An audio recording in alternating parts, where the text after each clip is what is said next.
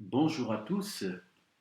Aujourd'hui, je vous invite à réfléchir ensemble sur la manière de vivre notre foi en acte.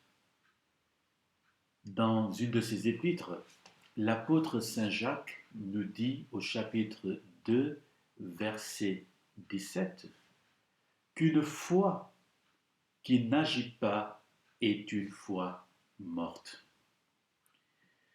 Pour bien vivre sa foi en acte dans un monde de plus en plus complexe comme le nôtre, il est bon de savoir qu'un travail de discernement est plus que jamais nécessaire. Et ce travail demande de réfléchir à tous les actes que nous posons. Étant donné que les actes que nous posons sont très divers, je vous invite maintenant à réfléchir d'abord aux actes dits volontaires. Les actes volontaires sont avant tout des actes proprement humains. Saint Thomas d'Aquin disait que un acte est dit volontaire s'il procède d'un principe intérieur à l'agent avec une certaine connaissance de la fin.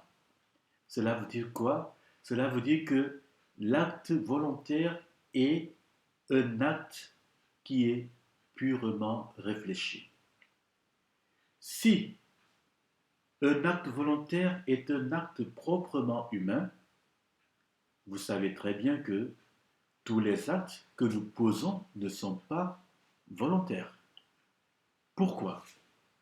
Parce que tout simplement, nous agissons parfois par instinct, parfois par réflexe, parfois sous l'emprise d'une peur ou d'une panique, ou encore nous pouvons agir par réaction instinctive de défense face à un danger imminent ou un danger lointain. Ces actes que nous faisons soit par réflexe ou par instinct sont des actes de l'homme et non des actes humains.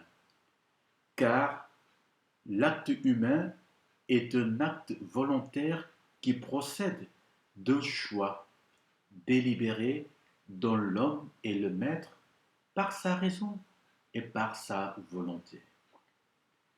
L'acte volontaire, quant à lui, il résulte d'une délibération œuvre de la raison pratique. La délibération, évidemment, porte sur les moyens appropriés pour atteindre la fin que l'on recherche, qui est le terme même de l'intention. Pour résumer, l'acte volontaire correspond donc à l'acte libre dans lequel notre intelligence et notre volonté sont étroitement liées. Je m'arrête ici pour aujourd'hui et vous donne rendez-vous demain pour un autre temps de réflexion.